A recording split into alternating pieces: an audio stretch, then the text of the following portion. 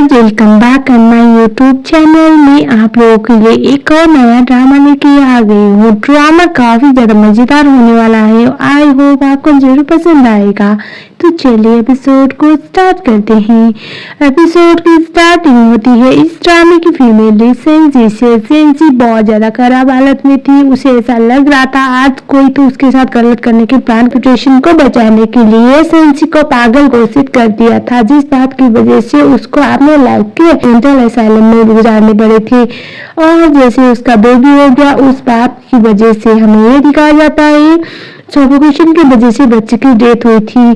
तो सेंसी ने बहुत कुछ झेला था। सेंसी की लाइफ इतनी इजी कभी थी ही नहीं। और हमें ये दिखाया जाता है तो सेंसी थी और मन में बोल रही होती है, मेरे पास एक यही जरिया है जिससे मैं इन सब से बाहर निकल सकती हूँ और 5 साल पहले मेरे साथ जो भी हुआ था उन सब से मैं डील कर सकती हूँ। ऐसा मन में सोच रही होती है। मेंटल असाइलम में सेंसी के साथ बहुत गलत हुआ था। उसे पता है, उसके जो फैमिली थे उसी ने सब कुछ करवाया हुआ था। उसकी स्टेप मॉम और उसकी स्टेप सिस्टर की प्लान के तहत। और वो मन में बोल रही होती है, मेरे पास इसके अलावा कोई और ऑप्शन है नहीं।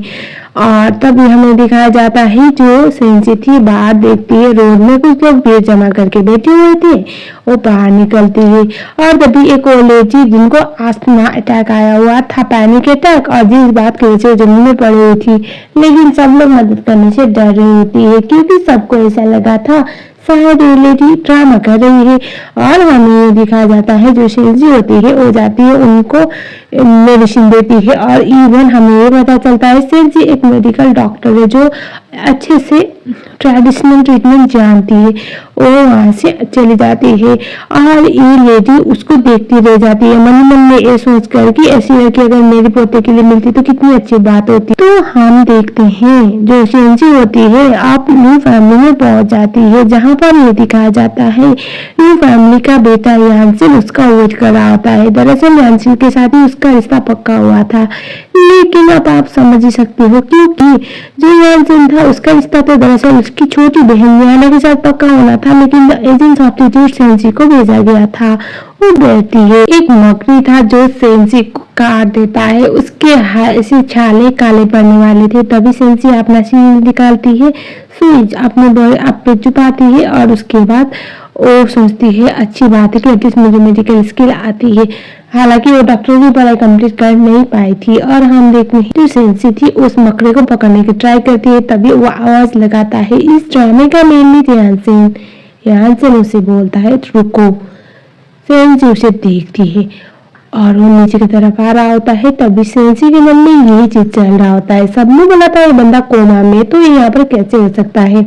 और अकॉर्डिंग टू ऑर्डर इसके साथ पास अभी ज्यादा से ज्यादा 1 साल ही है, उससे ज्यादा वो बच नहीं सकता क्योंकि उसको एक बहुत बड़ी बीमारी है। और ये सब कुछ सोचते सोचते वो शौक में आती है। वो उसे बोलते तुम ठीक हो। ये सुनने के बाद वो बोलता है हाँ क्यों, तुम कुछ और एक्सपेक्ट कर रही थी क्या। वो उठती है और उसके बाद वो बोलती है मैं तुम्हारी सब्स्टिट्यूट ब्राइड हूँ। वो बोलता है मुझे पता है। और वो बोलता है तुम सच क्यों बोली, तुम झूठ भी तो बोल सकती थी ना कि तुम यहाँ ना हो। ये सुनने के बाद सेंसी बोलती है मेरे पास कोई और ऑप्शन है नहीं। वो सेंसी के बहुत करीब जाता है। सेंसी को ऐसा लग रहा था ये एहसास उसने पहले भी महसूस की हुई है। पहले के फ्लैशबैक को कुछ मोमेंट्स याद आ रहे होते हैं, लेकिन वही था ना क्योंकि उस टाइम पे उसे नशा करा दिया गया था, उसे याद नहीं वो एग्जैक्टली कौन मान था। और हमें ये दिखाया जाता है जो सेंसी थी उन्हें मन में सोचती है मुझे इसको बर्दाश्त करना पड़ेगा। दरअसल सेंसी इस फैमिली में उसकी बीवी बन के इसलिए आई थी क्योंकि उसे ये पता चला था जो उसकी फैमिली थी मतलब रियल पेरेंट्स वो असल में उसके पेरेंट्स नहीं है, उसके रियल पेरेंट्स कोई और है। और सेंसी मन में सोच रही होती है मुझे इसको बर्दाश्त करना पड़ेगा। और तभी जो सेंसी थी वो यानसिन को बोलती है अगर मैं आपसे झूठ बोलूंगी उस टाइम पे मुझे पता है मेरे साथ क्या होगा। ऐसे भी अगर मैं यहाँ पर आपकी बीवी बन के ना आती तो मेरे फैमिली फिर से दोबारा मुझे मेंटल असाइलम में भेज देते। उससे बेटर है कि मैं यहाँ पर आ जाऊँ।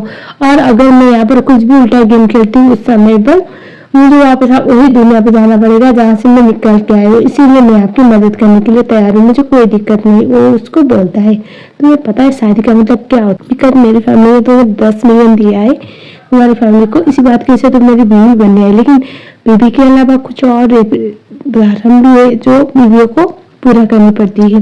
वो बोलते हैं मैं सब कुछ करने के लिए तैयार हूँ। उसके शॉर्ट ओपन करने लगती है। बाद में पता चला सेंसी ये सब कुछ इसलिए कर रही थी ताकि यानसन उससे दूर जाए। अचानक से यानसन को पैनिक अटैक आने लगती है और उस टाइम पे सब लोग घबरा जाते हैं। यानसन बोल रहा होता है यहाँ से चले जाओ। सेंसी उसके हाथ को पकड़ती है और तभी यहाँ पर इंद्री लेती है इस ड्रामे की दूसरी लड़की यानी कि पे जो इस जो यानसिन था उस एडॉप्टिव सिस्टर थी और वो बोल रहे होते कि यानसिन से दूर रहो, यानसिन से दूर रहो, लेकिन जो सेंसी थी वो बोलते हैं मैं सब कुछ हैंडल कर लूंगी, टेंशन मत लो, और उसको सुई निकालते उसको चुबा देती है। उसको चुबाने के बाद अचानक से यानसिन जो था वो थोड़ा बेटर फील करने लगता है और उसके बाद वो शौक हो जाता है कि एक मामूली सी लड़की इतनी बड़ी चीजें कैसे जान सकती है, क्योंकि यानसिन इतने टाइम से बीमार था और अब 1 साल के अंदर मरने भी वाला था, लेकिन इस तरह से किसी भी डॉक्टर ने इतनी इजीली इसको इलाज नहीं किया था जिस तरह से सेंसी ने की। सेन अपनी आंखें खोलता है और उसके बाद वो उस पर डाउट करने लगता है। वो मन में सोचता है ये मेरे घर में क्यों आई है, अगर इसको इतना कुछ आता है तो इतनी बड़ी बीमारी, मतलब उसको जो अटैक आता था वो तो नॉर्मल पर्सन ठीक कर ही नहीं सकता था। ये होने के बाद तो अब उसको पूछना लाजमी था। पूछा जाता है कि तुम्हें कैसे आता है। ये सुनने के बाद जो सेंसी थी वो बोलती है मेरे पास तो कोई ऐसे टैलेंट है नहीं, बस मेरे पास एक सीरीज था, क्योंकि मैं जिस जगह पे रही हूँ मुझे बहुत जरूरत पड़ती थी, मुझे लगा शायद आपको भी उसी चीज की जरूरत है क्योंकि आपके बॉडी में टॉक्सिन है, ऐसा वो बोलती है। लेकिन इसका जो आंसर था यानसिन को बहुत बड़े डाउट में पा देता है। पेपे बोलती है दादी माँ तुमसे मिलना चाहती है, दादी माँ आज रोड में बेहोश हो गई थी, इस बात की वजह से उनको हॉस्पिटलाइज किया गया है। ये सुनने के बाद जो यानसिन था अपनी दादी माँ से मिलने के लिए चला जाता है और हमें दिखाया जाता है हॉस्पिटल में दादी माँ बहुत ज्यादा गुस्से में थी क्योंकि उसे मिलने नहीं आया और वो बोल रही होती है कि उस लड़की को हम दुल्हन बना के तो ले आ चुके हैं जब तक तुम्हारी जो ठीक ना हो जाए। दरअसल इन लोगों का मानना ये था कि कुछ इसका ग्रह दशा खराब होने की वजह से यानसिन के साथ इतनी सारी चीजें हो रही है और ये वही लड़की है यानी कि सेंसी वही लड़की थी जो उसका ग्रह दशा ठीक कर सकती थी, उसके जिससे कि जो भी बैड लक था वो सही कर सकती थी। दादी माँ बोलती है एक बार ये सब कुछ ठीक हो जाए उसके बाद मैंने तुम्हारे लिए एक लड़की देख रखी है, वो लड़की बहुत अच्छी है, वही तुम्हारी बीबी बनेगी। सुनने के बाद यानसिन बोलता है दादी माँ आप हर राह चलते लड़की को मेरी बीबी बनाने के लिए लेके क्यों आती हो। ये सुनने के बाद दादी माँ बोलती है तुम्हारे पास कोई ऑप्शन है नहीं, अगर तुमने उसको मेरी बहू नहीं बनाया तो मैं तुम्हें नहीं छोड़ूंगी। और वो बोलती है अभी के अभी उसके बारे में पता लगाओ। यानसिन बोलता है दादी माँ तुम्हें इतनी सारी लड़कियां है, अब राह चलते लड़कियों को कैसे ढूंढेंगे। ये सुनने के बाद दादी माँ डांटती है और बोलती है मुझे अच्छी तरह से पता है तुम्हारे लिए पता लगाना कोई बड़ी बात नहीं है, इसीलिए मेरे साथ लड़ाई करने से अच्छा है उस लड़की को ढूंढो कौन थी वो लड़की, ऐसा वो बोलती है। और बाद में यानसिन तो वहां से चला जाता है। पेपे बोलती है दादी माँ आप सच्ची में उस लड़की को ढूंढना चाहते हो, सच्ची में आप उसको यानसिन की बीबी बनाना चाहते हो। ये सुनने के बाद बोलते हैं हाँ इसमें कोई डाउट है क्या, तुम भी ना तुम अपने भाई के लिए खुश हो जाओ। लेकिन जो पेपे थी वो बिल्कुल भी खुश नहीं थी। वो मन में सोच रही होती है कि मैं उसकी अडॉप्टिव सिस्टर हूँ लेकिन बचपन से मुझे वो पसंद है और अगर उसकी कोई बीवी बन सकती है तो सिर्फ मैं हूँ, कोई और नहीं। मन में सोचती है। वो किसी को कॉल लगाती है ताकि वो पता कर सके कि एक्चुअल में आज कौन लड़की थी जो दादी माँ की जान बची। और घर में दिखाया जाता है सेंसी को वहाँ पर अंकल आते हैं और थैंक यू बोलते हैं आज यानसिन की जान बचाने के लिए। वो बोलते हैं मैं जब तक यहाँ पर हूँ मैं उसकी सब्स्टिट्यूट ब्राइड हूँ, उसको ठीक करना मेरा फर्ज है। एक बात बताओ अंकल उसको कब कब पैनिक अटैक आती है। ये सुनने के बाद अंकल बोलते हैं उनकी एटलीस्ट 2 बार तो आ ही जाती है। वो बोलती है उसको बस मेरे साथ कोऑपरेशन करना पड़ेगा, अगर मुझे ऐसे डराएगा धमकाएगा तो मैं काम नहीं कर पाऊंगी, लेकिन उसको एटलीस्ट मेरी हेल्प करनी पड़ेगी इलाज करवाने के लिए, ऐसा वो बोलती है। देखते हैं अगले वाले सीन में दादी माँ और पेपे घर पे आ रहे होते हैं और जो सेंसी थी वैसे क्रश होती है। दादी माँ पूछती है ये वही लड़की है जो उसकी बीबी बन के आई है। ये सुनने के बाद पेपे बोलते हैं हाँ दादी माँ क्या हुआ। मन ही मन में दादी माँ सोच रही होती है पीछे से ऐसा लगा कि वो वही लड़की जिसने मेरी जान बचाई है, लेकिन दादी माँ को बाद में ऐसा फील होता है कि शायद वो ज्यादा सोच रही है। उनके साथ दादी माँ को मिलने के लिए आई हुई होती है और रास्ते में एक बच्चा आगे से जा रहा होता है, ड्राइवर ब्रेक मारता है और उस समय पर जो सेंसी थी वो सीधा यानसिन को पकड़ती है। दोनों काफी क्लोज आ गए थे। यानसिन सोचता है ये मुझे बचाने के लिए इतनी क्लोज आई, लेकिन जो सेंसी थी वो सोच रही होती है कि इसको जितने ज्यादा भरोसा जीतेंगे उतना मेरे लिए अच्छा होगा। और तभी वो उसे बोलते है तुम ठीक हो ना। ये सुनने के बाद वो बोलते हैं तुम मेरे लिए ओरिजिन हो। वो बोलते हैं हाँ कुछ भी हो मैं आपकी सब्स्टिट्यूट ब्राइड हूँ, मेरा फर्ज बनता है आपका ख्याल रखना, तो मैं ओरिजिन तो हूँ ही, ऐसा वो बोलती है।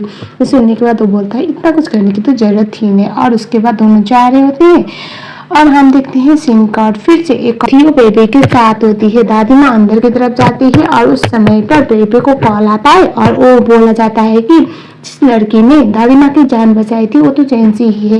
ये सुन के उसे बहुत गुस्सा आता है। वो सोचती है मैं इतनी जिंदगी लाइफ में उसको रहने नहीं दे सकती, वो बस उसकी किस्मत सही करने के लिए आई है। और उसके बाद वो किसी को कॉल लगाती है और हमें ये दिखाया जाता है, पहले तो वो जो यानसेन था उसको कॉल करके बोलते हैं दादी माँ सिर्फ तुम्हारी वाइफ से मिलना चाहती है तो तुम बताओ। और उसके बाद हमें ये दिखाया जाता है दादी माँ और पे बात कर रही होती है और जेंसी जा रही होती है। जेंसी जिस कमरे में जा रही थी वहां पर ऑलरेडी उसने प्लानिंग करके लोगों को रखा हुआ था। एंड देन हम देखते हैं अचानक से दरवाजा नॉक नॉक होता है। पे दरवाजा खोलती है एंड सरप्राइज, यहाँ पर तो उसकी भाभी थी और नीचे से जेंसी थी। जेंसी को देखने के बाद उसे शॉक लगता है कि ये यहाँ पर कर क्या रही है। और तभी हमें फ्लैशबैक में पता चलता है जो जेंसी थी वो 5 साल मेंटल असाइलम में रही है। 1 साल उसने अपने बेबी को पैदा किया हुआ है, हालांकि वो मर चुका था।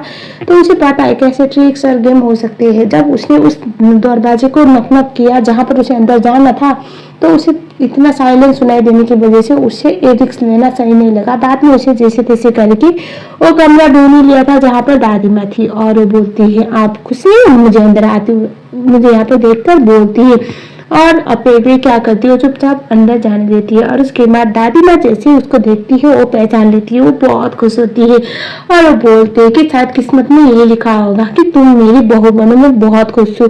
फाइनली यानसेन का कोई भी प्रॉब्लम मुझे अब है नहीं, कोई दिक्कत नहीं है बोल के वो बहुत खुश होती है। बोलती है यानसेन थोड़ा सा बोला है, वो ज्यादा तुम्हें परेशान करना तो मुझे बताना और मैं बहुत खुश हूँ, तुम मेरी बहू बन चुकी हो बोल के खुश हो रही होती है।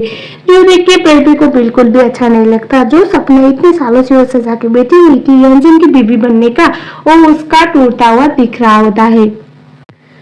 बाद में हमें दिखाया जाता है जो यानसेन था उसको वो वीडियो मिलता है जहाँ पर जेंसी ने उसकी दादी माँ की जान बचाई थी। वो सोचता है मेरी दादी माँ की जान बचाना और मेरी बीवी बन के आना। उसे पता है मैं उसको बीवी नहीं मानूंगा, फिर भी ये सब कुछ करना क्या चाहती है लड़की, इसके बारे में बहुत कुछ पता करना पड़ेगा, ये कुछ प्लान कर रही है, ऐसा मन में सोचता है। और हम देखते हैं घर में जाने के बाद दादी माँ और जो यानसेन थे वो बात कर रहे होते हैं। दादी माँ उसे बोल रही होती है इतनी अच्छी लड़की दोबारा तुम्हें नहीं मिलेगी और तुम्हें भी कर सकती है और अच्छी भी है, दिल की अच्छी लड़कियाँ बहुत कम मिलती तो उसे अच्छे से ट्रीट करो। यानसेन मन में सोचता है दादी माँ को भी ऑलरेडी इसने अपने बस में कर लिया है, मुझे कुछ करना पड़ेगा इससे पहले सिचुएशन खराब हो जाए। लेकिन दादी माँ टोटली यहाँ पर जेंसी की दीवानी बन चुकी थी और वो जेंसी को बिल्कुल भी जाने देने के मूड में नहीं होती है। और बेबे ये बाहर से सुन रही होती है, उसे इस बात बिल्कुल पसंद नहीं आती। बाद में हमें दिखाया जाता है यानसेन जब अपने कमरे में आता है तो जेंसी ऐसे सो रही होती है। वो मन में सोचता है कुछ भी हो इसने मेरी दादी माँ की जान बचाई है, मुझे इसके साथ बदतमीजी तो बिल्कुल भी नहीं कर। देखो जब जेंसी उठती है वो देखती है उस कमरे में तो यानसेन उसको कॉल आता है और उसे ये बोला जाता है हमें इस खबर मिली कि तुम्हारा बेबी जिंदा है। और ये सुन के उसे बहुत ज़्यादा गुस्सा आता है और वो मन में सोचती है 5 साल पहले मेरे साथ जो हुआ था वो किसी और लड़के के साथ कभी ना हो, लेकिन मैं इतनी इजीली सब कुछ नहीं भूल सकती, मैं किसी को नहीं छोड़ूंगी। जो मैंने 5 साल अपने मेंटल असाइलम में गुजारा है इसका एक ही का बदला लूंगी, ऐसा वो मन में सोचती है।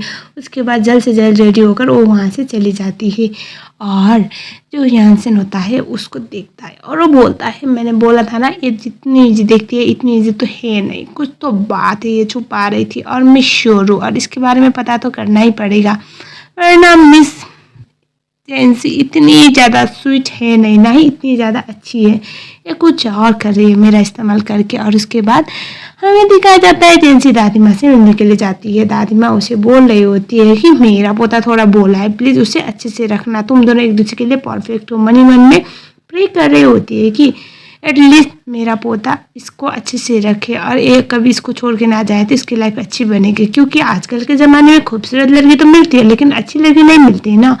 दादी माँ को वो बोलती हैं आप इलाज करवाओ, टेंशन मत लो, मैं कहीं नहीं जा रही हूँ। और उसके बाद जो असिस्टेंट था वो यानसेन के पास आता है, बॉस आप बोले थे कि इसको यहाँ से भगाना है लेकिन आपने भगाया नहीं, क्या हुआ? ये सुनने के बाद जो यानसिन था वो बोलता है वो मेरी दादी माँ का इलाज कर रही है, उस केस में अगर मैं उसको भगाऊंगा तो ये गलत। दादी माँ इतने टाइम के बाद खुद से ऐसा वो बोलता है, जिससे ज़्यादा कुछ बोलता नहीं है। और जो यानसिन का असिस्टेंट था वो मन ही मन में सोचता है बॉस को उसके लिए कोई फीलिंग आने लगी है, क्या हो सकता है बॉस को रियलाइज़ ना हो, लेकिन उनकी अच्छाई इनके लिए भारी पड़ चुकी है और उनके दिल में उसके लिए कहीं ना कहीं कुछ फीलिंग आ रही होगी, ऐसा वो मन ही मन में सोच के स्माइल कर रहा होता। अब हम अगले सीन में देखते हैं सेंसी जब उसके सुबह को आती है, पूरे घर में अफरा तफरी मचा हुआ था।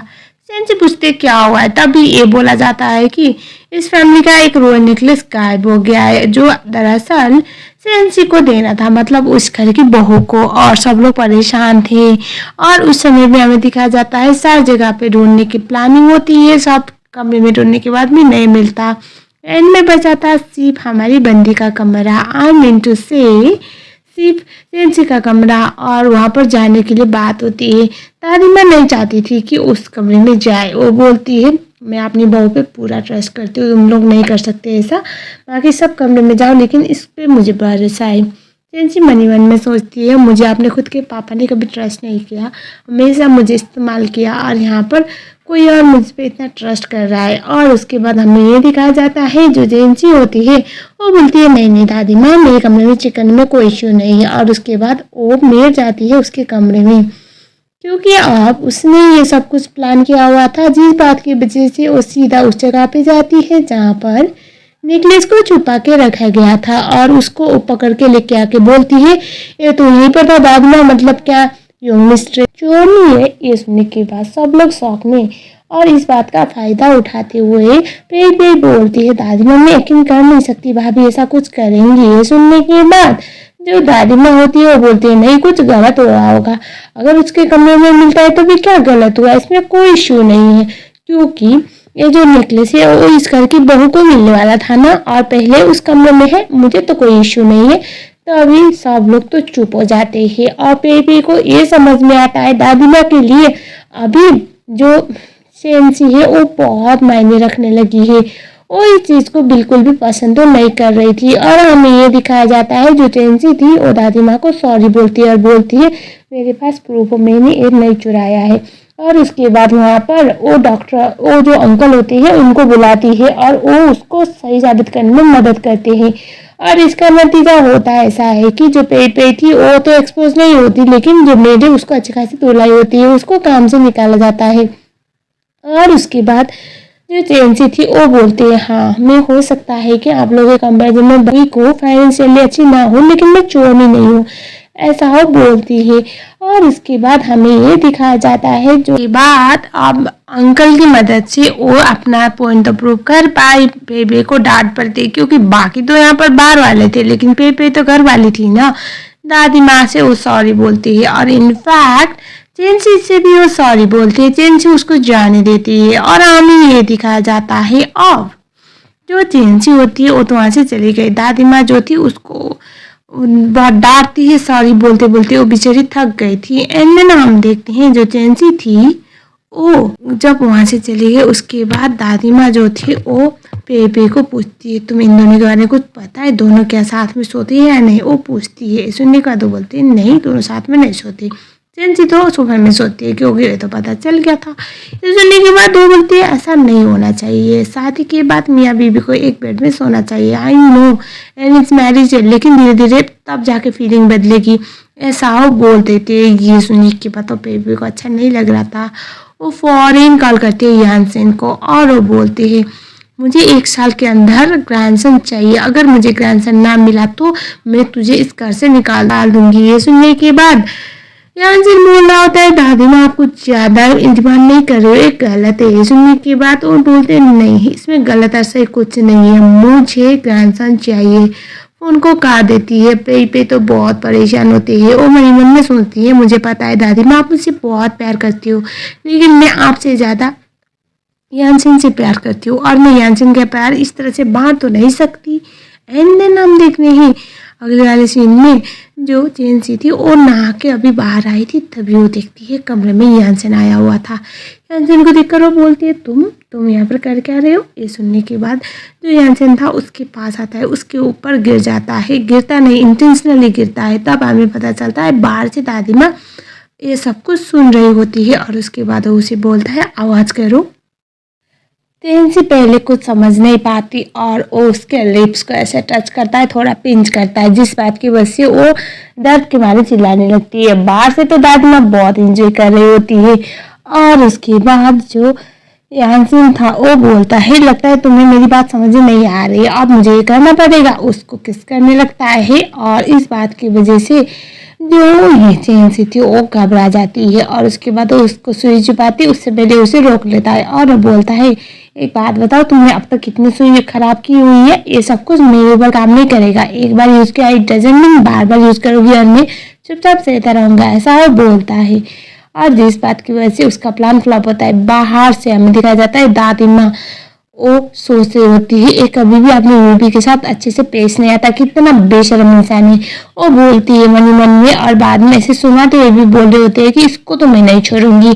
कल सुबह वो चली जाती है। बाद में जो हमारी बंदी है उसको समझ में आता है एक्चुअली क्या प्रॉब्लम है। उसके बाद वो उठती है और उसके बाद वो बोलती है मैं आपकी अच्छी बीवी होने का ड्रामा कर लूंगी आपके दादी माँ के सामने, लेकिन आपको भी मेरी मदद करनी पड़ेगी। मेरे पास एक कॉन्ट्रैक्ट है बोल के कॉन्ट्रैक्ट पेपर देती है और बोलती है हम कॉन्ट्रैक्ट पेपर साइन कर लेते हैं ताकि हमें आगे कोई भी मिसअंडरस्टैंडिंग झेलनी ना पड़े और साथ में कुछ कर सके और सबको कंफ्यूज कर सके कि हम दोनों आइडियल कपल है। ये सुनने के बाद वो उस पेपर को फाड़ देता है और वो बोलता है मुझे इसकी कोई भी जरूरत नहीं है। और उसके बाद हमें ये दिखाया जाता है यानसेन उस पेपर को फाड़ देता है और वो बोलता है इसकी कोई भी जरूरत नहीं, मेरी दादी माँ की खुशी बातें करती है। वो एक बिल्कुल क्लियरली कुछ बताता नहीं और उसके बाद वो वहां से चला जाता है।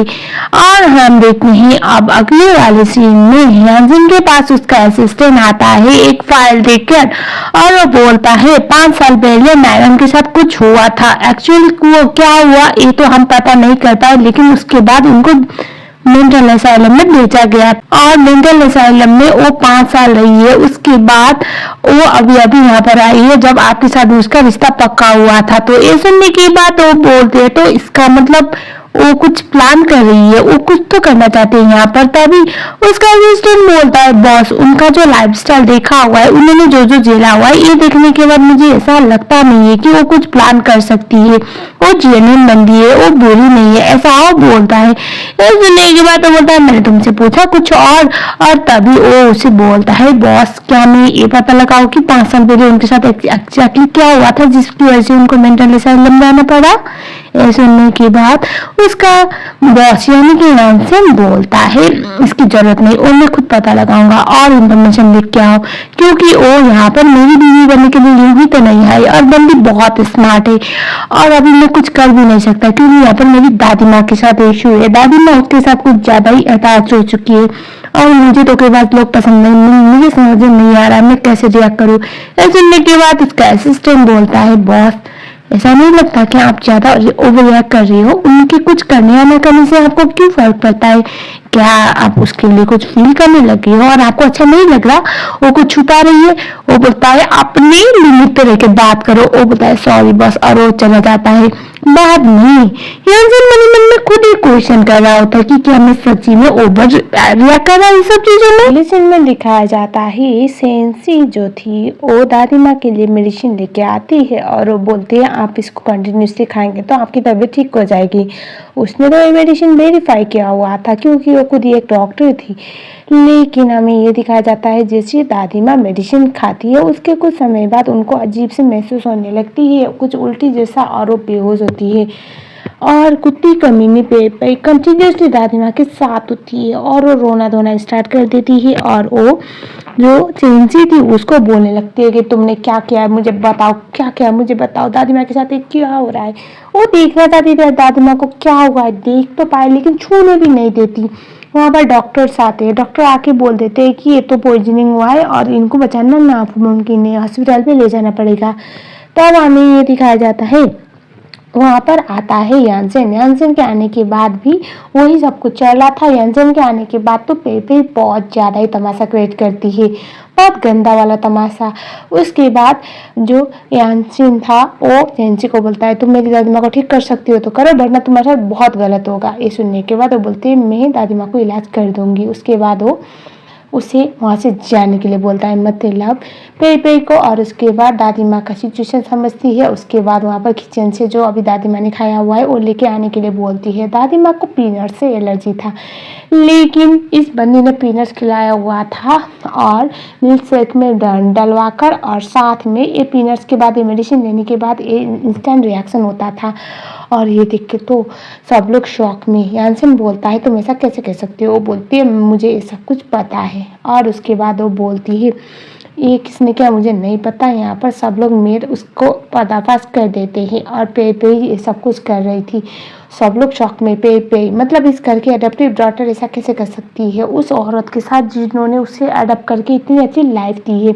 और उसके बाद पे तो बहुत घबरा गई और रोने लगती है। ये बोलती है कि मैंने कुछ नहीं किया, मैंने कुछ नहीं किया, लेकिन यहाँ पर कोई भी नहीं सुनता। और उसके बाद जो यानसेन था वो चेंसी को बोलता है दादी माँ को हॉस्पिटल पे भेजते हैं। ये सुनने के बाद चेंसी बोलते हैं नहीं इसकी कोई ज़रूरत नहीं, मैं नॉर्मल कर दूंगी। उसके बाद वो बोलता है अगर दादी माँ को कुछ हुआ ना तुम्हें पता है ना क्या हो सकता है तुम्हारे साथ। ये सुनने के बाद जो चेंसी थी वो बोलते मुझे पता है, लेकिन मुझे अपने आप पे पूरा ट्रस्ट है। उसके बाद वहाँ पर बैठकर दादी माँ का इलाज करती है और दादी माँ अपनी आंखें खोलती है। जैसे दादी माँ अपनी आंखें खोलती है उस टाइम पे जो चेंसी थी वो तो कमजोरी की वजह से बेहोश होने वाली थी। यानसेन उसे जोर से पकड़ता है और वो बोलता है तुम ठीक हो ना? वो बोलते हैं हाँ। और उसके बाद उसे थैंक यू बोलता है, वो स्माइल करती है। और उसके बाद दादी माँ बहुत खुश थी, चेंसी ने आज दोबारा उनकी जान बचाई है। और बोलते हैं ना जो अपना आपकी जान बचाए वो तो उसके लिए बहुत मैटर रखता है। वो बहुत खुश थी, उसे थैंक यू बोले जा रही होती है।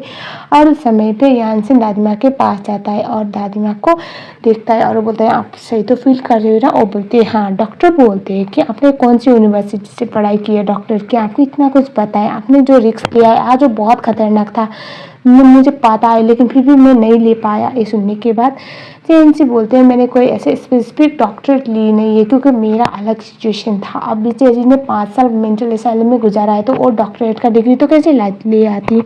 और उस टाइम पे जो चेंसी थी वो बोलती है बस दादी माँ को जो होने वाला था पीनट की वजह से उसका हम इग्नोर कर सकते थे। आई थिंक मुझे उनका ध्यान रखना चाहिए था, मुझे नहीं पता था। दादी माँ ने मेडिसिन लेने से पहले वो खाई हुई है, वरना मैं अब मेरी मेडिसिन कभी ना देती। और अभी पे जो थी रोने का ड्रामा करते हैं, वहाँ पर आके ऐसे रो रहे होते, बोल रहे थे मैंने तो कन्फर्म किया था दादी माँ की जान ना जाए, मुझे नहीं पता था ऐसा कुछ होगा। तभी यानसेन बोलता है मेरी दादी माँ को हाथ मत लगाओ, अगर दोबारा मेरी दादी माँ के आसपास दिखी तो मैं तुम्हें नहीं छोड़ूंगा, तुम मेरी बहन हो इसलिए मैं तुम्हें जाने दे रहा हूँ। ऐसा बोल के उसे वहाँ से दूर जाने के लिए बोलता है ताकि दादी माँ थोड़ी ठंड की सांस ले सके।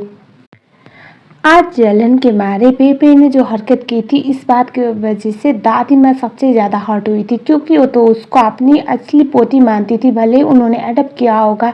और वो बोलती है आज के बाद ये लड़की इस घर में दिखनी नहीं चाहिए, उसको घर से निकाला जाता है, लेकिन ऐसा नहीं कि उसका सब कुछ कट कर दिया जाएगा, उसको सारे फैसिलिटी मिलेंगे लेकिन इस घर में आने का परमिशन नहीं। उसको उठा के बाहर फेंका जाता है और हमें ये दिखाया जाता है अब अगले वाले सीन में जो यानसेन था वो चेंसी को थैंक यू बोलता है मन ही मन में। और अब हम देखते हैं नेक्स्ट सीन जहाँ पर चेंसी जो होती है वो यानसेन का इलाज कर रही थी बाथटब में वो हर्बल मेडिसिन के साथ, और वो गलती से उसे टच करती है। वो उसे बोलता है मुझे हाथ मत लगाओ। वो बोलती है मैं डॉक्टर हूँ और मैं तुम्हारा इलाज कर रही हूँ तो ऑब्वियसली टच करना पड़ेगा, मैं तुम्हें खाए नहीं जा रही हूँ, ऐसा वो बोलती है। मन ही मन में सोचती है ये बंदा इतना बुरा नहीं दिखता, अच्छा ही दिखता है, और अभी सो रहा है शांत होते हुए तो कितना अच्छा दिखता है, इसकी बॉडी भी अच्छी है। तो सैड की इसको ऐसी बीमारी है लेकिन वो ठीक हो जाएगा, उसके बाद इसको एक अच्छी लाइफ पार्टनर मिलेगी। मन ही मन में पता नहीं क्या क्या क्या क्या सोच रही होती है।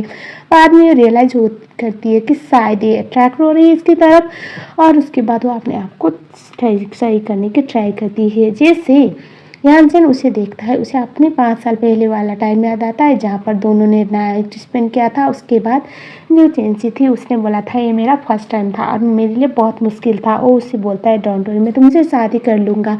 फिर से अभी प्रेजेंट में उसको यह याद आता है, मन मन में सोचता है मैं अभी भी उसी लड़की के बारे में सोच रहा हूँ और मुझे ऐसा क्यों लग रहा है वो लड़की यही है, शायद मैं ज़्यादा सोच रहा हूँ। और उसके बाद चैन से भी सिचुएशन ऑकवर्ड ना बने इसी बात की वजह से बोलती है आधे घंटे के बाद तुम यहाँ से निकल सकते हो, नहा लेना, मैं अभी दादी माँ को देखने के लिए जा रही हूँ, कल मुझे अपने घर भी जाना है, ऐसा वो बोलती है। सुनने के बाद यानसेन बोलता है मैं भी तुम्हारे साथ जाऊँगा। चैन से मन मन में सोचती है क्या अगर ये मेरे साथ जाएगा दैट मीन ये मुझे अपनी बीवी मानता है, ये तो यही बात हुई ना।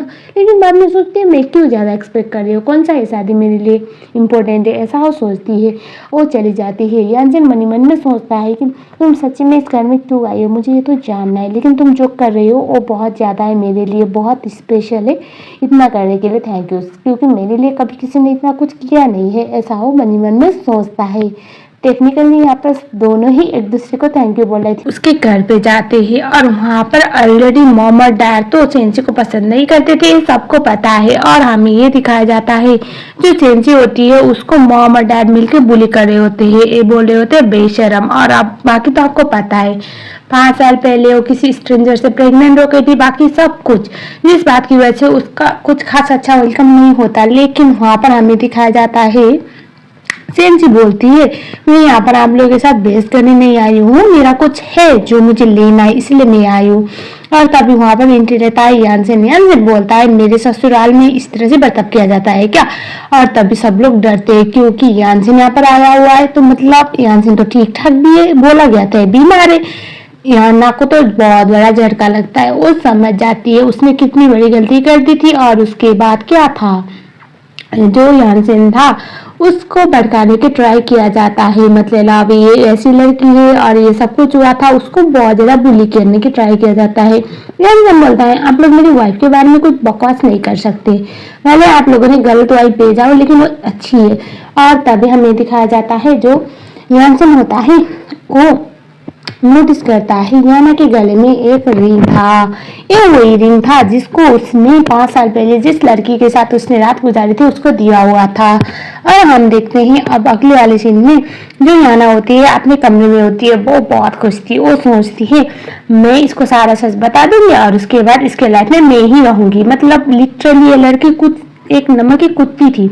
और हमें दिखाया जाता है वहां पर यानसेन जाता है और यानसेन जाने के बाद वो बोलता है ये रिंग मुझे देखना है, देखने दोगे? वो देखने देती है। वो रिंग वही था सच्ची में जो उसने उस लड़की के साथ रात गुजारने के बाद दिया हुआ था एज एन तोहफा, बाद में अगर वापस उसे ढूंढने आए तो ढूंढने में इजी हो। और तभी वो बोलता है ये तुम्हारे साथ क्या कर रहा है। वो मन ही मन में सोचती है अगर ये इतना ज्यादा इंटरेस्ट लेके पूछ रहा है इयरिंग के बारे में तो पक्का इसके लिए बहुत स्पेशल होगा। वो बोलती है एक्चुअली ये रिंग किसी स्पेशल ने मुझे दिया हुआ था और अभी भी मेरे पास है, कुछ सालों पहले, ऐसा बोल के मैं उसे झूठ बोल देती है क्योंकि ये रिंग उसने चेंसी से छीना हुआ था। और वो सोचती है कि शायद इसी का रिंग हो गया। लेकिन यानसेन भी बहुत स्मार्ट था, वो मन ही मन में सोचता है भले ये कुछ भी बोले लेकिन मुझे यकीन हो नहीं रहा कि मैंने इसके साथ रात गुजारी है, बात कुछ और है, इसकी आंखें कुछ और बोल रही है। वो झूठ बोल देता है, ये रिंग उसके दोस्त का था। और इसी बात की वजह से वो बोलता है कि मैं अपने दोस्त को वापस लेके आऊंगा, उस टाइम पे ये बात कंफर्मेशन करेंगे। और उसके बाद वो जाता है और हमें दिखाया जाता है जो चेंसी थी उसके पास आती है, याना को बोलते मेरा रिंग मुझे दो, वो नहीं देती। और तभी वो बोलती है तुम्हें पता है यानसेन ने बोला हुआ है ये रिंग उस बंदे का है, उसके एक दोस्त का है, जैसे वो वापस आएगा उसके बाद तो सारी दुनिया को ये पता चल जाएगा कि तुम और उसके बीच में कुछ था। 5 साल पहले तुमने किसी के साथ रात गुजारी थी, वो भी जब तुम सिर्फ 21 साल के थी। तो मुबारक हो बहन, तुम्हें तुम्हारा पति मिल जाएगा और उसके बाद यानसेन में साथ होंगे, जो रियल रिश्ता जिसके लिए आया था वही उसकी दुल्हन बनेगी। ये सुनने के बाद उसको जोर का तमाचा लगा के बोलती है तुम अपनी लाइफ में जो करो मुझे फर्क नहीं पड़ता, लेकिन तुम्हारी हरकतों की वजह से मुझे कोई दिक्कत होनी नहीं चाहिए, वरना मैं छोड़ूंगी नहीं किसी को। बोलती है उसका मुंह बंद करवाती है। याना थी वो अपनी सिस्टर को सेंसी को बोलती है आज वो बंदा आएगा जिसने तुम्हारे साथ रात गुजारा है, तुम टेंशन मत लो, तुम्हारा मैं अच्छा खासा विदाई करूंगी। लेकिन यहाँ पर जो एंट्री लेता है ये तो खतरनाक पर्सन था। लूशियन इस शहर का one of the richest man, अगर सच बताओ तो यहाँ से भी ज्यादा उसके बिजनेस होटल्स और बहुत सारे रिसोर्स हुआ करते थे। इसे देखकर तो याना और ज्यादा शौक में आती है। वो बोलते हैं मैंने तो इसके साथ 60 साल के बुड्ढे को सेट किया था, ये कैसे हो सकता है, इसकी किस्मत इतनी अच्छी कैसे। और उस टाइम पे हमें ये दिखाया जाता है जो सेंसी थी वो मन मन में सोचती थी क्या यही है जिसके साथ मैंने रात गुजारा था। वहां पर आता है लूशियन। लूशियन दरअसल यानसेन का बेस्ट फ्रेंड था। अब बाकी तो आप लोग समझ सकते हो, यहाँ पर ये लोग प्लान कर रहे हैं और वो बोलता है कि तुम्हारे साथ ये दिन क्या कर रहा है। याना घबराती है, वो बोल ही नहीं पाती। और तभी सेंसी मन मन में सोच रही थी इसने इतना बड़ा कांड किया और यहाँ पर ऐसे क्यों रह कर जैसे कि खुद ही विक्टिम हो। और तभी हमें दिखाया जाता है जो जेंसी बेचैन हो रही थी वो यान से नोटिस कर रहा था और उस टाइम पे याना को कंटिन्यूसली पूछा जा रहा था कि मुझे बताओ ये रिंग तुम्हारे साथ क्या कर रहा है। ये सुनने के बाद जेंसी को गुस्सा आता है, वो उठती है बोलती है आपको बोलने से पहले सोचना पड़ेगा, आप इस तरह से किसी की इंसल्ट नहीं कर सकते, अगर आप उसको ऐसे अच्छे से रख नहीं सकते। तो ये सुनने के बाद जो लूशियन था वो बोलता है हाँ। ये सुनने के बाद जेंसी बोलती है मेरा नाम जेंसी है। और उस समय पर जो याना है वो सोचती है क्या फर्क पड़ता है, मैं किसी से भी शादी करूँ, दोनों ही रिच है और ये तो कुछ ज्यादा ही रिच है, मतलब इसके साथ एक्स्ट्रा मनी था। वो मन में सोचती है इसी को पटाना पड़ेगा। और रोने का ड्रामा करती है और बोलती है तुम्हें अभी भी याद नहीं मैं कौन हूँ। और वो बोल रहे होते हैं कि उस टाइम पे मैं उस होटल में थी। और तभी वो बोलता है पर मुझे नहीं लगता तुम वो लड़की इतना बोलने ही वाली थी कि उस टाइम पे मैं ही तुम्हारे साथ। लेकिन वहां पर मॉम एंट्री लेती है। मॉम बोलती है अब तुम झूठ मत बोलो बेटा प्लीज। ये बोलती है मॉम क्या बोल रही है। तभी जो जेंसी थी वो भी सोच रही थी माँ बेटी का क्या चल रहा है। यानसेन भी शौक में था। और उस समय पर मॉम बोलती है तुम ये सब कुछ सुसु के लिए कर रही हो ना। और वो बोलते है सुसु। तभी मॉम बोलती है दरअसल 5 साल पहले मेरी दूसरी बेटी सुसु किसी के साथ सो गई थी और उस टाइम पे प्रेग्नेंट होकर उसने बहुत ह्यूमिलेशन फील हमें करवाया था। सुसु और याना एक दूसरे के बहुत करीब थे, एक दूसरे की सगी बहनें हैं ना, इसी बात की वजह से जेंसी तो इसकी सगी बहन नहीं है। और बाद में जब वो प्रेग्नेंट हो गई थी और बच्चा भी मर गया वो भी मर गई। और अभी उसने प्रॉमिस किया हुआ था कि वो बदला लेगी उस बंदे से जिस बंदे ने उसकी बहन के साथ इतना कुछ किया। इसी बात की वजह से वो इस तरह से हरकतें कर रही है। बेटा तुम ये सब कुछ करने की कोई जरूरत नहीं है, सुसु की आत्मा को शांति मिल चुका है, अब तुम टेंशन मत लो बोल के वो बोलती है। वो तो इस स्टोरी पे कन्विंस हो जाती है। जेंसी समझ नहीं पा रही थी ये बुढ़ी औरत क्या पागल हो। और ये सुनने के बाद लूशियन बोलता है एक सेकंड रुको, मैंने कहा कि मैं किसी के साथ सोया हूँ 5 साल पहले ये रिंग मुझसे खो गया था, मुझे क्या पता किसके साथ था, किसने क्या किया। और ये सुनने के बाद अब ये चीज क्लियर हो जाती है कि उस बंदे के साथ वो नहीं सोए थे। मतलब अब जेंसी का मन भी क्लियरली डाउट से आउट होता है और इवन याना की मॉम भी। और हमें ये दिखाया जाता है जेंसी मन मन में सोचते होते पर मैं लूशियन को देखी हुई, मुझे लूशियन को देख के ऐसा क्यों लगता है कि मैंने इसको कहीं तो देखा है। और वो जाने वाली होती है। उस समय पर हमें ये दिखाया जाता है यहाँ से मुझे बोलता है कहाँ जा रही है, वो बोलती है फार्मेसी। और तभी वो बोलते हैं कि क्या तुम सुसु को जानती हो, वो बोलते हैं मुझे नहीं पता। और तभी यानसेन बोलता है पर मेरी इन्फॉर्मेशन के हिसाब से 5 साल पहले तुम मेंटल असाइलम में पहुंच गई थी, तो उसका कुछ रिलेशन है क्या। वो बोलती है अगर तुम्हें डाउट था तो उस टाइम पे तुम्हें मेरी मॉम और मेरी सिस्टर को जाने देना नहीं चाहिए, मुझसे इन्वेस्टिगेशन करने से अच्छा तुम उन दोनों से इन्वेस्टिगेट कर लो कि एक्चुअल में क्या बात थी। ऐसा वो बोलती है और उसके बाद उसका मुंह बंद करवाती है, वो चले जाती है। उसके बाद लूशियन बोलता है भाई क्या करवा रहे हो तुम, मुझे मरवाए क्या तुझे ये नहीं पता कि किस लड़की के साथ तेरा नाइट स्टैंड हुआ था, तुझे क्या सच में लगता है कि वो सुसु वही लड़की जिसके साथ तेरा नाइट स्टैंड हुआ था। वो बोलता है मुझे नहीं लगता, मुझे लगता है कुछ और बात है और मुझे ये पता है कि जो याना है उसके साथ तो मेरा नाइट स्टैंड नहीं हुआ था। वो तो अच्छी बात है कि तू मेरा भाई है और तू मेरी हेल्प करने के लिए आया, वरना तो मैं आज बहुत बड़ी मुसीबत में फंसता। ऐसा बोल के स्माइल करता है। तभी था उसको लूशियन बोलता है ऐसे तुम्हारी बीबी अच्छी है तो आई थिंक तुम्हें लाइफ में आगे बढ़ना चाहिए, आफ्टर ऑल उसको एक माँ की जरूरत है। और तुम उसके पापा तो हो ही, तो शायद चेंजी वो क्या फील अप करता है, इससे पहले तो मुझे सच पता करना पड़ेगा, ऐसा वो बोलता है। लुसेंट बोलता है मुझे अभी जाना है। तभी यानजन बोलता है तुम्हारी बहन की डेथ एनिवर्सरी है ना। वो बोलता है हाँ क्या कर सकते हैं, मेरी बहन अब तक मिली नहीं, तो मेरे फैमिली वालों को अभी भी उम्मीद है वो मिल जाएगी, लेकिन मुझे लगता नहीं वो मिल जाएगी। इसी बात की वजह से हम हर बार उन दोनों का उसका वहाँ पर क्रिमिनेशन सेरेमनी करवा उसका डेथ एनिवर्सरी सेलिब्रेट करते हैं, वहाँ पर फूल रख के, ऐसा वो बोलता है। और उसके बाद वो वहाँ से चला जाता है। जेंसी को मॉम कॉल करके डांट रही होती है, तुम्हारी वजह से आज तुम्हारी बहन ह्यूमिलेट हो सकती थी, तुम्हें इतना समझ में नहीं आता, तुम कैसी बहन हो। जेंसी को बहुत गुस्सा आता है। वो बोलती है मॉम एक बात बताओ, आप क्या सच में मुझसे प्यार नहीं करती? मुझे कभी बताया नहीं आप लोगों ने कि मैं किस घर को बिलोंग करती हूँ, मुझे पता है मैं आपकी बेटी नहीं हूँ। ऐसा बोल के फोन को काट देती है। बाद में जिम में जाती है जहाँ पर उसकी मॉम एक लड़के के साथ रोमांस कर रही होती है। इसी दौरान वो सारा सच बक रही होती है कि वो सच में मेरी बेटी नहीं है, वो तो रास्ते में मिली थी।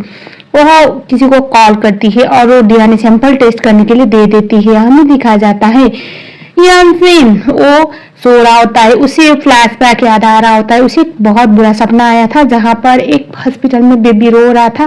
बेबी की साइड पे बेबी की मदर थी जो मर चुकी थी और वो बहुत ज्यादा घबराता है। तब वहां पर आती है जेंसी उसको ऐसे बोलते मैं हूँ तुम्हारे साथ, टेंशन मत लो, लेकिन वो जो बहुत डरता है, वो उसे जोर से हक करता है। और बाद में हमें दिखाया जाता है वो औरत जो मरी हुई थी वो भी अचानक से उठती है और उसका चेहरा जेंसी दिख रहा था। वो अपनी आंखें खोल के बोलता है तुम यहाँ पर क्या करो, तुम यहाँ से चली जाओ। वो बोलती है चाहे तुम कुछ भी बोलो मैं तुम्हें कभी नहीं छोड़ के नहीं जाऊंगी, तुम्हारी मुसीबत के टाइम पे हमेशा मैं तुम्हारा ख्याल रखूंगी, मैंने प्रॉमिस किया है ना और मैं कभी भी प्रॉमिस को तोड़ती नहीं हूँ, ऐसा वो बोलती है। वो बोला था यहाँ से जाओ, तुम यहाँ पर रहने की कोई जरूरत नहीं। वो बिल्कुल नहीं सुनती, उसे जोर से हाँ करती है और इस समय पर वो उसे सीरिंज भी दबा देती है। उसके बाद उसके हाथ पे मलम करती है और उसके बाद उसे गले लगाता है, रोता है और वो बोलता है आई एम सॉरी, मेरी वजह से तुम्हारे साथ ये सब कुछ हुआ, मुझे माफ कर दो प्लीज, मुझे माफ कर दो, मैं तुम्हारी माफी के पहले तो मर नहीं सकता। बुरावता है जेंसी मन में सोचती है ये किसको इतना माफी मांग रहा है, किसके लिए सब कुछ कर रहा है, अगर इसके मन में क्या है उसे बिल्कुल भी समझ में आ नहीं रहा था। अब उसे डाउट होना भी लाजमी था क्योंकि एक हट्टा इंसान ऐसे उसे पैनिक अटैक आते थे और इस तरह से सपने में कुछ अनयूजुअल सी हरकतें कर रहा था जो जेंसी को बिल्कुल भी समझ नहीं आता। वो उसे संभालती है, समझाती है कि चाहे कुछ भी हो जाए मैं तुम्हारे साथ हूँ, तुम्हें कोई कुछ नहीं करेगा। सुबह को जब वो आके बोलता है तो जेंसी उसको गले लगाकर सो रही थी, मतलब उसी ने पकड़ा हुआ था। वो कल रात का मोमेंट याद करता है और वो मन में सोचता है मैं किसी वुमन के साथ कैसे सो सकता हूँ। उठता है और उसके बाद वो अपने असिस्टेंट के पास जाता है। उसका असिस्टेंट बोलता है सुसु नाम की लड़की कभी मरी नहीं थी, वो जिंदा है। ये सुनने के बाद तो वो शॉक में आता है और उसके बाद वो बोलता है अभी कभी हमें उससे मिलना पड़ेगा। और उस समय पर अब ये लोग ये जानना चाहते थे कि आखिर क्यों सुसु को मरा हुआ घोषित किया था जबकि वो जिंदा थी।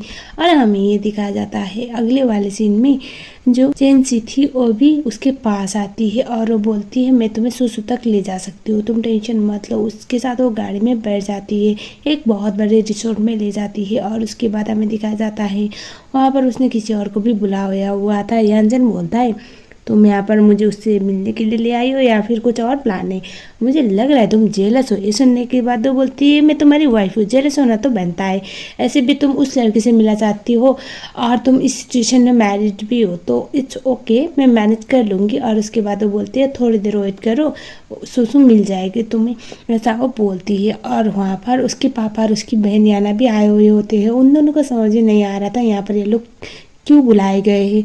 और उस समय में हमें दिखाया जाता है जैसे वहाँ पर जेंसी को दिखाया जाता है उस टाइम पे याना और पापा पूछते भी है। तभी याना जो थी उसको जो जेंसी थी वो बोलती है चलो बहन तुम्हें कुछ सरप्राइज दिखाना है। और उस सेक्शन में लेके जाते हैं जहाँ पर उसकी मॉम यानी कि स्टेप मॉम आई हुई होती है अपने आशिक के साथ यहाँ पर रोमांस करने। और लिटरली टू बी स्पीकनी में मैडम जी कुछ ज़्यादा ही खतरनाक दिख रही होती है। इसको जो भी बोलते हैं मैंने बोल दिया टू बी स्पीकनी, डांटना मत, मुझे नहीं पता इसको क्या बोलते। तो उसके बाद तो क्या था, बहुत बदनामी होती है, बहुत बदनामी होती है। और पापा तो लात मारने लगते, पीटने लगते हैं अपने बीबी को, और वो ऐसे झूठ बोल देते कि इस बंदे ने मुझे फंसाया है। और ये घुमा फिरा कर चेंसी पर ही झूठा इल्ज़ाम लगा देती है कि इसने मुझे फंसाया। और उस टाइम पे चेंसी वो जिम वाला वीडियो भी दिखा देती है पापा को, और उसके बाद वो बोलती है अब आप लोगों के पास एक आखिरी ऑप्शन है, मुझे सच बताओ मैं किसकी बेटी हूँ। वो नहीं बताने वाले थे। ये सुनने के बाद चेंसी को बहुत गुस्सा आया। वो बोलती है आप अब यहाँ पर जो कांड कर रही थी सब कुछ मैंने रिकॉर्ड कर लिया है और मैं लाइव ले जाऊँगी यूट्यूब पे, इसीलिए बता दो मेरे मॉम डैड कौन है। मॉम को बहुत गुस्सा आता है। वो बोलती है कि तू तो अपने घर के लिए, अपने खानदान के लिए एक श्राप थी, इसी बात की वजह से तुझे तेरे घर वालों ने घर से बाहर निकाल दिया था, बोल के उल्टा उसकी बदनामी करने लगती है। तभी हमें दिखाया जाता है वहाँ पर यानसेन आता है और वो बोलता है लगता है सासू माँ को समझ आ नहीं रहा मेरी बीबी क्या कह रही है, उसको सच जानना है और आपकी बकवास बिल्कुल भी नहीं सुननी। अगर आपसे सच बताया नहीं जाता तो उस टाइम पे आपके साथ क्या होगा वो भी आप खुद ही इमेजिन कर लेना, ऐसा वो बोलती है। और उसके बाद हमें दिखाया जाता है वो घबरा जाती है थी, लेकिन पापा जो होते हैं वो उसे इमोशनल ब्लैकमेल करने लगते हैं कि हमने तुम्हें इतना पाल पोस के बड़ा किया, तुम ये सिला दे रहे हो बेटा, ऐसा कुछ मत करना। तभी चेंसी बोलती है और आप लोगों ने मुझे 5 साल तक मेंटल असाइलम में मरने के लिए छोड़ दिया था, उसके बाद मैं ये एक्सपेक्ट करूँ कि आप लोग मैं माफ़ कर दो, हर किस नहीं। जब मुझे पता है मैं आप लोगों की असली बेटी नहीं हूँ, बात कुछ आ रहा है, अब मुझे सच बताओ मेरे पेरेंट्स कौन है। यहाँ से सोच रहा होता है कि इसके लाइफ में इतना कुछ हुआ है और इतना कुछ झेला हुआ है। और हमें दिखाया जाता है यहाँ पर रियाना की मॉम जिस सिचुएशन में थी उस सिचुएशन से निकलने के लिए वो बोल देती है कि मेरे पास तुम्हारे पेरेंट्स के नाम पर कुछ एविडेंस है, कौन है तुम्हारे रियल पेरेंट्स, ये लो बोल के एक फाइल देती है। और उस समय पे हमें दिखाया जाता है जो यानसेन होता है उसको अपना फ़ोन देता है और वो बोलता है अगर कुछ भी हो तो मेरे फ्रेंड को कॉल करना, वो तुम्हें रेस्क्यू करने के लिए वहाँ पर बैठा हुआ है और ये लोगों को मैं देखूँगा, उनकी हिम्मत कैसे तुम्हें परेशान करने की। और उसके बाद हमें दिखाया जाता है वहाँ पर जो याना होती है वो यानसेन को बोलती है ये लड़की इतनी अच्छी भी नहीं है जितनी अच्छी तुम समझ रहे हो, इस लड़की को आदत है ऐसे रैंडम लोगों के साथ रात गुजारने की, ये कोई प्रोस्टिट्यूट से कम नहीं है।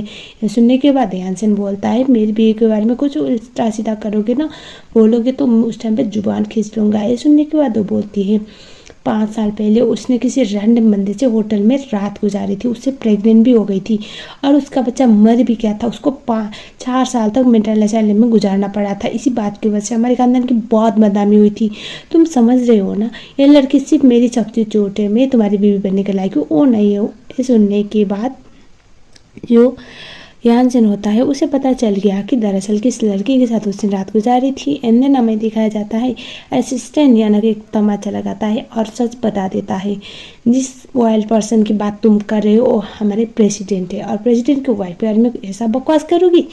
और उस समय पे वो इतना ज़्यादा शौक में आ गई और सब लोग शौक में आते हैं कि जो चेंसी है उसकी किस्मत इतनी अच्छी कैसे हो सकती है, मतलब लिटरली बंदी की किस्मत काफ़ी अच्छी निकली। और हमें दिखाया जाता है जो चेंसी थी वो तो वहाँ से चली गई, उसके बाद वहाँ मीडिया वाले आते हैं। मीडिया वाले आने के बाद यानसेन इशारा करता है अपने सासू मोम की तरफ दिखाते हुए कि चलो इनका थोड़ा अच्छा खासा फोटेज ले लेना।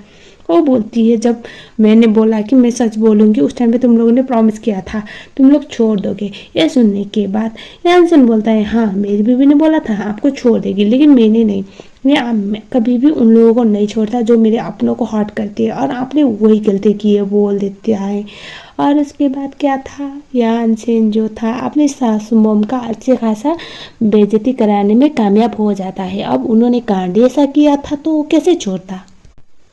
चेंजी हॉस्पिटल में चली जाती है। पिछले 20 साल से कोई तो पर्सन था हॉस्पिटल में जो एक मरी हुई लड़की के बारे में जानने की ट्राई कर रहा होता है। इसके बारे में चेंजी को पता चलता है। हॉस्पिटल के मेन डॉक्टर थे, वो उसको कुछ ज़्यादा बताते नहीं, लग रहा था कि वो कुछ बातें छुपा रहे थे। और हमें ये दिखाया जाता है वहाँ पर वो भागते भागते डॉक्टर के पीछे पीछे जाती है जहाँ पर था लूशियन को देखने के बाद वो शौक में आती है और वो बोलते हैं आप यहाँ पर क्या कर रहे हो। वो बोलता है कुछ नहीं, एक्चुअली मेरी सिस्टर की 20 साल पहले डेथ हुई थी, ऐसा बोला जाता है। लेकिन मैं मानने के लिए तैयार नहीं हूँ, क्योंकि मेरी सिस्टर को किसने किडनैप किया था, उसके बाद यहाँ पर जो डेड बॉडी लेके सबमिट कर दिया गया था वो कोई और था, ऐसा वो बोलता है। ये सुनने के बाद चेंसी बोलते हैं डोंट वरी, आपको आपकी सिस्टर मिल जाएगी। वो वहाँ से चुपचाप चली जाती है। और इस टाइम पे कहीं ना कहीं जो लूशन था उसको बहुत अच्छा लगता है। वो मन ही मन में सोचता है काश मेरी बहन आज जिंदा होती तो शायद इतनी तो हो गई होती। और हम देखते हैं अब अगले वाले सीन में जो यानसेन था, यानसेन के पास उसके लोग जाते हैं और वो बोलते हैं छोटे मास्टर भाग चुके हैं, माफ़ कर दो सर, माफ़ कर दो, रोने लगते हैं। और तभी हमें पता चलता है यानसेन का बेबी है।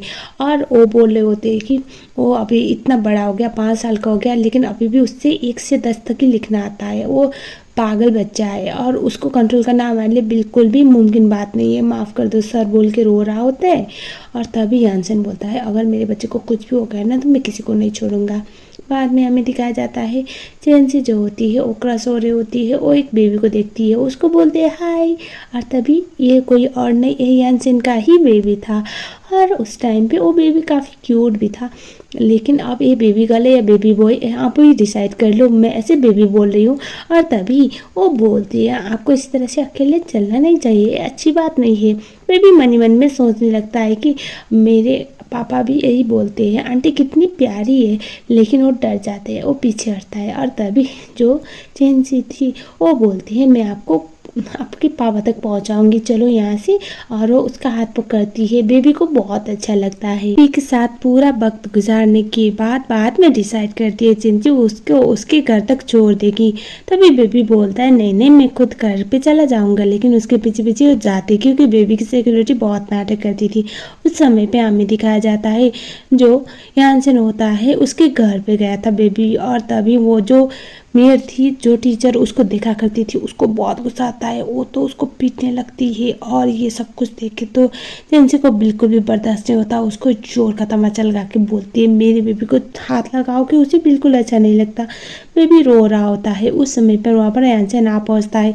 यानसेन के आने के बाद हमें दिखाया जाता है वहाँ पर माहौल ही बदलता है। वो जो टीचर होती है उल्टा उस पर ब्लेम करने लगती है, लेकिन जो बेबी था वो आगे आके बोलता है पापा ये टीचर मुझे पीटती है, हमेशा पीटती है, मुझे सब कुछ आता है लेकिन ये पीटती है। बाद में तो वो तो शॉक में, क्योंकि ये बेबी ना बहुत ज़्यादा स्लो बोलता था, इतना रिस्पॉन्सिव था नहीं, क्योंकि कभी किसी ने उस पर इतना ध्यान दिया नहीं और बेबी डरा डरा से रहता था।